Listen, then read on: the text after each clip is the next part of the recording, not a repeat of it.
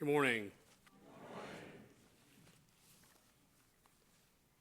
So today on Epiphany Sunday, we're going to be focusing on the Wisemen.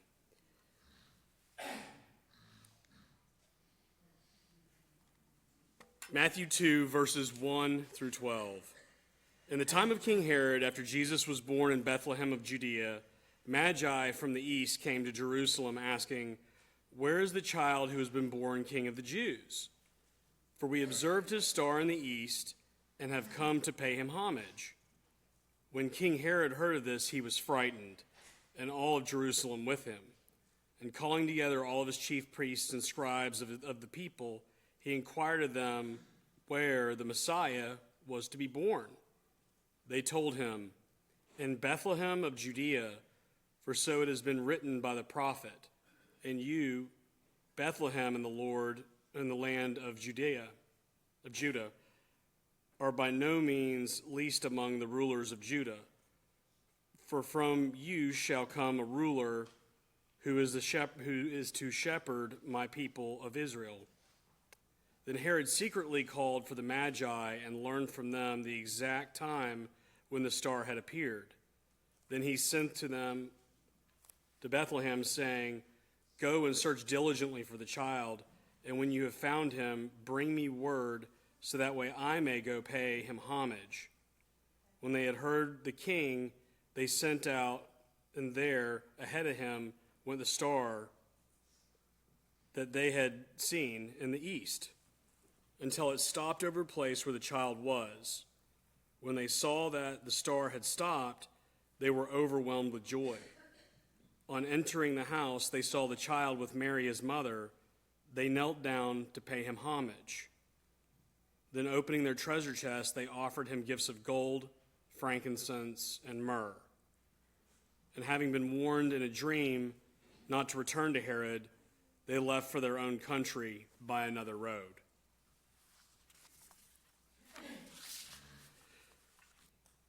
Few biblical verses have as little written and as much inference as Matthew chapter 2, verses 1 through 12. So over the centuries, we Christians have filled in a lot of gaps in Matthew to create an oral tradition pertaining to the three wise men. Humans are known to fill in gaps with what we call gray area information. We don't do it to be dishonest, I don't think. I think we do it because we want to understand. So we fill in these holes in our information with tidbits to make those stories seem easier for us to understand.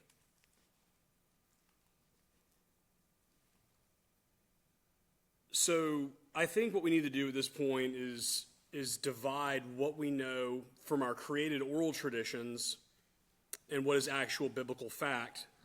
And those biblical facts we're going to take from Matthew. So good historians, researchers, and detectives all have one key aspect in common.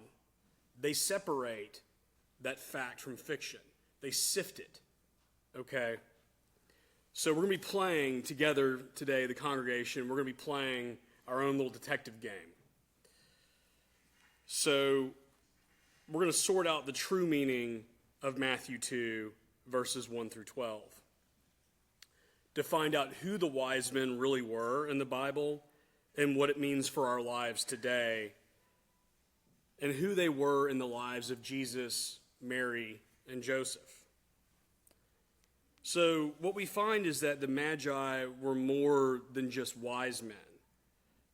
They were more than just learned travelers from the east bringing gifts to Jesus. They went this full distance for Jesus' protection. They used discernment to keep Jesus safe.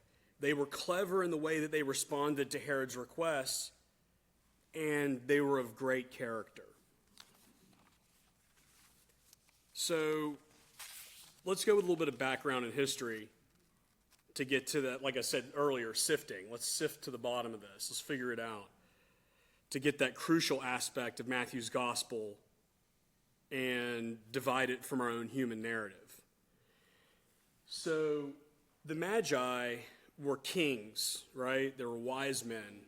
And our manger scenes show us, because we know we've had these little manger scenes as we're children, there's clearly 3 wise men, right? So they're all dressed up.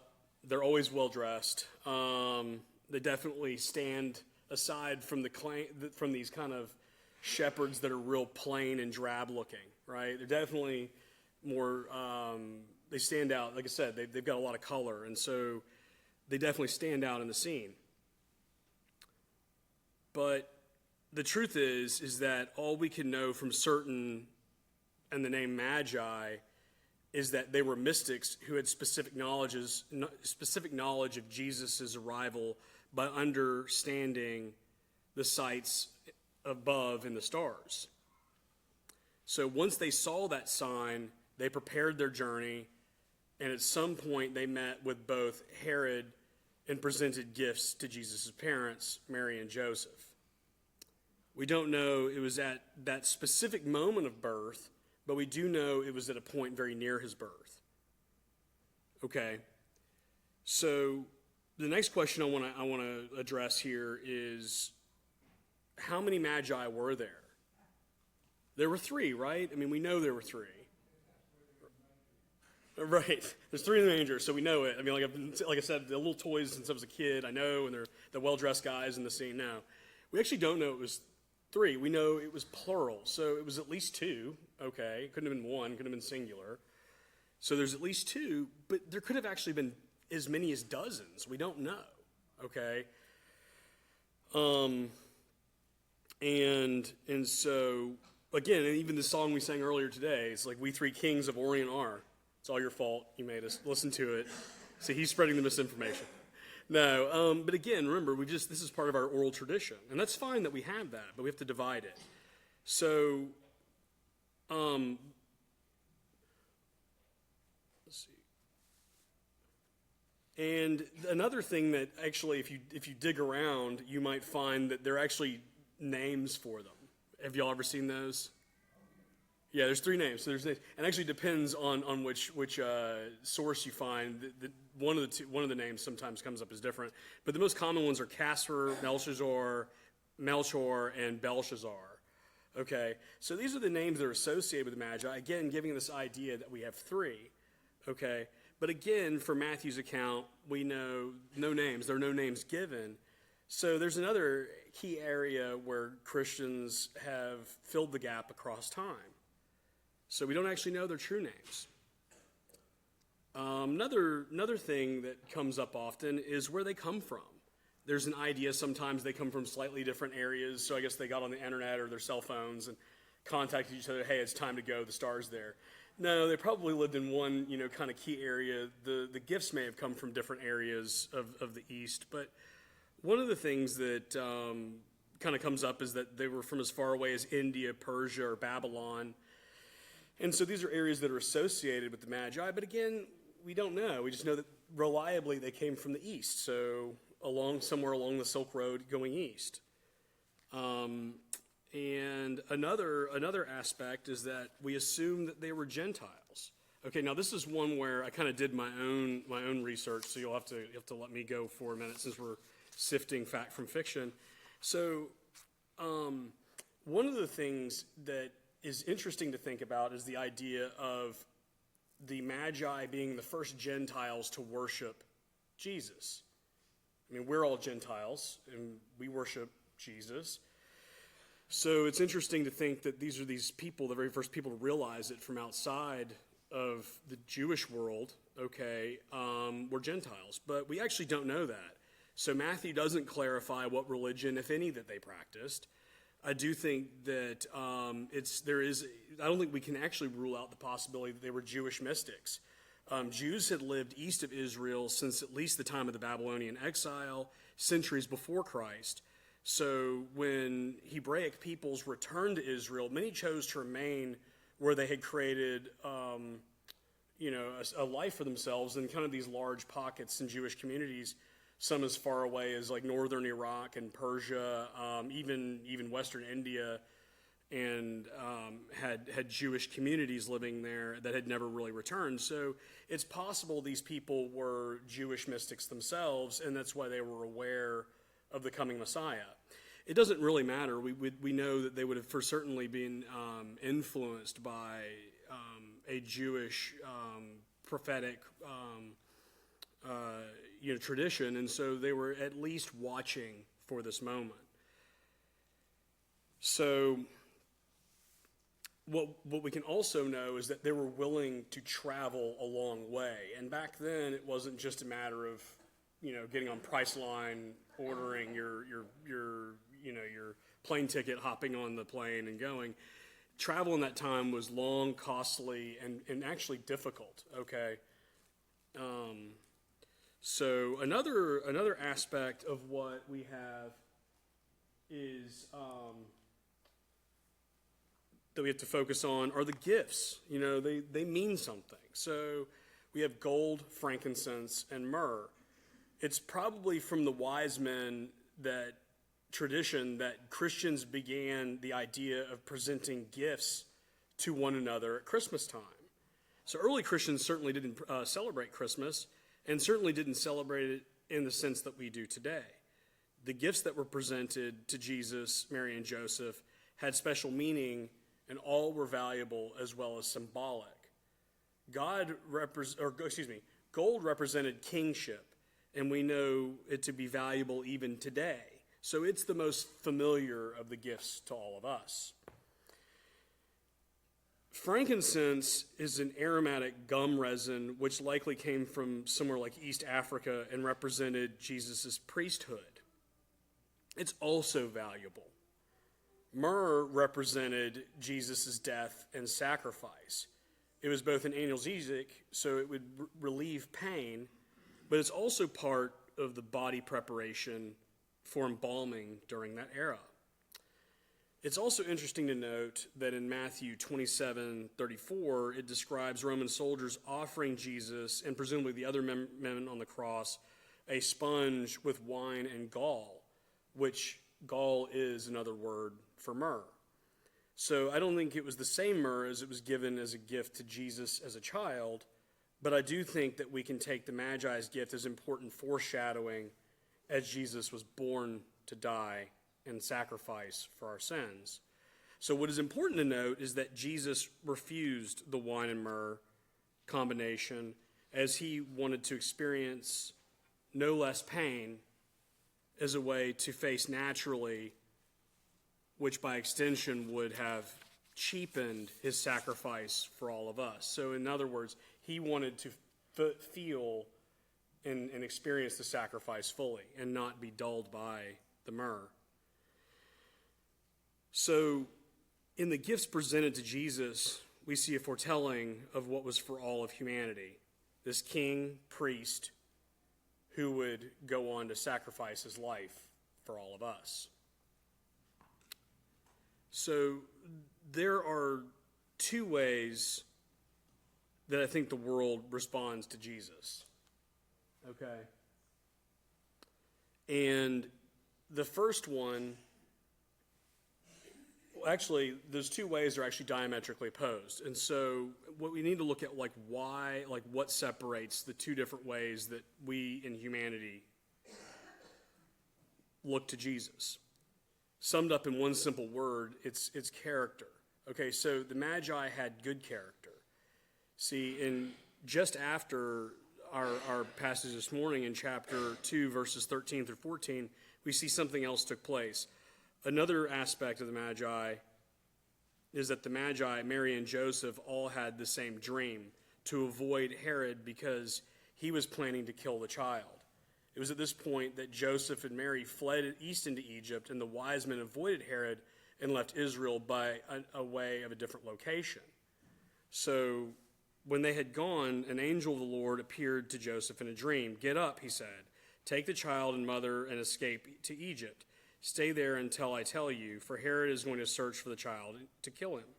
So he got up, took the child and his mother during the night, and left for Egypt, where he stayed until the death of Herod. And so was fulfilled what the Lord had said to the prophet, "Out of Egypt I called my son." So when you think about this, you think about the idea of, many of us have had children, and you think about if you had a child and you have to drop them off at kindergarten one day, and that room had nothing but girls in it. That's something I think we actually overlook, that Jesus would have been part of a cohort where virtually every male, at least in a region of his age group, would have been non-existent. Okay? And so I think it's hard for us to picture that, or I think it's like a fact that we sort of overlook, but it is something that I think it would be worth mentioning, okay, and certainly not to be overlooked. But I think it's important to consider that in the context of the gospel. So Jesus was alone in his cohort of friends, and his mother's friends would have all lost sons. Many of them would have lost sons if they're from that age group. So, and of course, that's why Jesus is brought up in a faraway land. So, and I think we need to remember that the Magi played a crucial role in Jesus' escape to Egypt. Again, that's that idea of their character. It would have been far easier for them, in their minds, to just follow what the king said. Okay, no harm would have come of them. Matter of fact, we if we're going to be making up parts of the story, can you imagine these men having a dream and saying, "Oh my gosh, we've got to change our clothes because we look too flashy in the manger scene. We need to get out of here. We need to sell this camel and grab this donkey, and we need to roll and leave." They probably went through something to actually leave and get out of that area so they weren't caught. So it would have been easier for them to turn Jesus over and follow what the king said. Certainly they were playing with their own lives by not following what he said. And that's not something that totally comes into focus with Matthew, but I think that's something that we need to explore and consider. So the Magi played this crucial role in Jesus' escape to Egypt, and but we need to realize that it's not like Herod told them, "Hey, by the way, I'm going to kill this baby." They recognized something in the character of Herod that made them feel uneasy. So they had that level of discernment. They were aware, and they made a plan, and it certainly was confirmed by the dream. So when we also know that Mary and Joseph also had the same dream, again, we see that kind of coordination between all of this. This is God clearly working in all their lives to protect the life of Jesus. So another thing I think we need to mention too is what happens a couple verses later in Matthew 2:16 through 18, which is that when Herod realizes that he's been unwitted by the Magi, he was furious and gave orders to kill all the boys in Bethlehem and its vicinity for those who were 2 years older and under. So in accordance with the time he had learned from the Magi, and that's what was said through the prophet Jeremiah was fulfilled. A voice is heard in Ramah, weeping in great mourning, Rachel weeping for her children and refusing to be comforted, because they are no more. So again, there's this idea that wouldn't it have been just easier to hand over the baby to Herod? Again, these are men of great character that wouldn't have done that didn't do that. So I think there's another parallel here that dovetails with Matthew chapter 22, when Jesus tells the Pharisees, who have the same character as Herod, to render unto Caesar what is Caesar and unto God what is God's. I think it's important to distinguish between resistance to the government with something like armed might, and when our character as Christians is incompatible with what we were told to believe. So when government is not God, and God isn't government.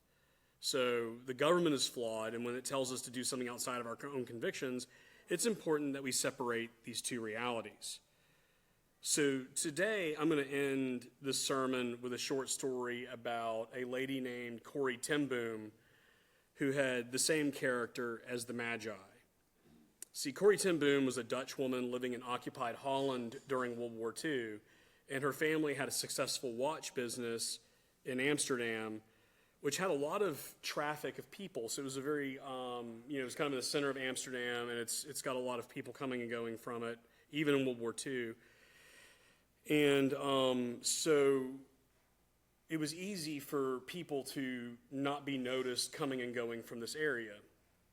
And there was a second thing that was kind of interesting, is that the Tim Boom home had a peculiarity in construction, because it was actually two homes that were put together, one built in like 1400 and the other one 1600.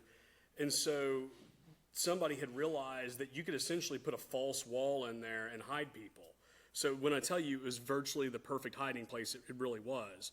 And so the Tim Booms worked with the local resistance to hide people who were mainly Jewish, but many resistance members as well, as kind of something like an underground railroad. It was a temporary place, a place where they could be hidden for a period and then moved on to somewhere else more permanent. And so in early 1944, one of their neighbors turned in the Tim Boom family to the local Nazi authorities, and a raid happened, and the Tim Boom family was arrested. And the Germans never found the people hiding in the Tim Boom's home, but they were caught with extra ration cards, and so, which was an obvious violation of the law. So Corey, her father Casper, and her sister Betsy were all arrested, and the conditions of the arrest were hard enough that Casper died about 10 days after being in custody, and then her sister died roughly 6 months later, and Corey was released a few days after her sister's death. So what we know is that the Tim Booms were people with that conviction, with that character, the same character as the Magi. They lived in a world where they were not going to cooperate. They were not going to turn the people in, no matter what. And they probably could have even worked out a deal to save their own necks. But they were unwilling to do so, and they were willing to face it with their death. Again, this idea of they understood that what they were doing was worth more than their lives, the same as the way that the Magi felt about protecting baby Jesus. So I think we need to think about the most important gift that the Magi brought to Jesus wasn't the gold, the frankincense, or the myrrh, but it was the gift of good character and willing to go that distance for the sake of protecting others with a gift far greater than anything they could carry on our backs, but instead that we can carry in our hearts today. Amen.